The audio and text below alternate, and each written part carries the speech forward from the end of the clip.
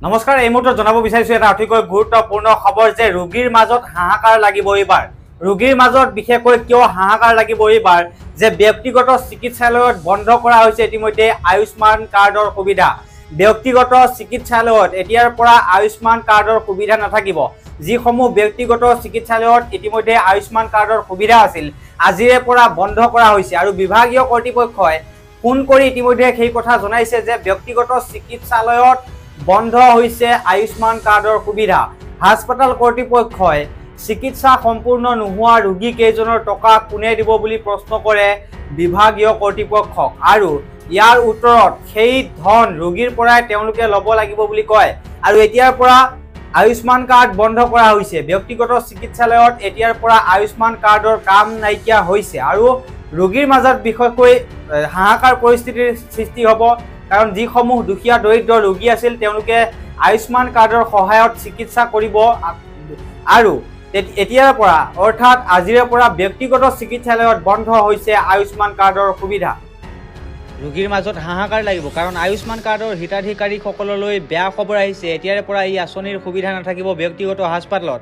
এই কথা পোহৰলৈ অহাৰ পাছতেই এতিয়া ৰোগীৰ মাজত দেখা দিছে হাহাকাৰ। কাৰ্ড বন্ধ হোৱাৰ লগে লগে চিকিৎসাধীন হৈ থকা ৰোগীসকলৰ মাজত চিন্তাই বিৰাজ কৰিছে। জানিব পৰা মতে কোনো ধৰণৰ জাননী নিদিয়াকৈ হঠাতে এই সিদ্ধান্ত লৈছে বিভাগীয় কৰ্তৃপক্ষই।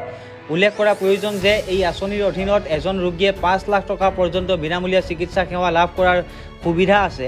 এই কাৰ্ডৰ অধীনত ব্যক্তিগত হাস্পতালতো ইয়াৰ সুবিধা লয় ৰোগীয়ে। কিন্তু ইয়াৰ মাজতে এক খবৰ পোহৰলৈ আহিছে যে বঙাইগাঁৱৰ লোৱাৰ আছাম হাস্পতালত বন্ধ কৰা হয় আয়ুষ্মান কাৰ্ড। বৰ্তমান এই কাৰ্ডৰ অধীনত চিকিৎসালয়খনত ১০ গৰাকী ৰোগী চিকিৎসাধীন হৈ আছে। এই খবৰ লাভ কৰাৰ পাছতেই এতিয়া তেওঁলোকৰ মাজত হাহাকাৰময় পৰিস্থিতিৰ সৃষ্টি হৈছে।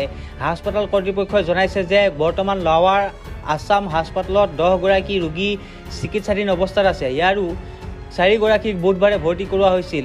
জেনেৰেল চাৰ্জাৰী ৱাৰ্ডত ভৰ্তি কৰোৱা হয়। এই ৰোগীসকলৰ ইতিমধ্যে চাৰ্জাৰী হৈ গৈছে। কিন্তু যেতিয়া এই ৰোগী কেইজনৰ তথ্য হাস্পতালত কৰ্তৃপক্ষই পৰ্টেলত আপলোড কৰিবলৈ লয় তেতিয়াই পৰ্টেলৰ ছাৰ্ভাৰ ডাউন হৈ পৰে।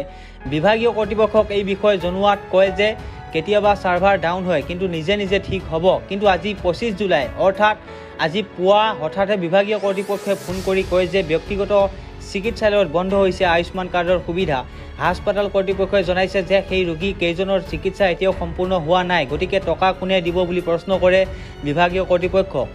ইয়াৰ উত্তৰত সেই ধন ৰোগীৰ পৰাই তেওঁলোকে ল'ব লাগিব বুলি কয়। হাস্পতাল কৰ্তৃপক্ষই কৈছে যে আমি ৰেহাই দি ৰোগীক বিল দিম, কিন্তু তেওঁলোকে টকা দিব বিচৰা নাই কাৰণ তেওঁলোক দুখীয়া ঘৰৰ লোক।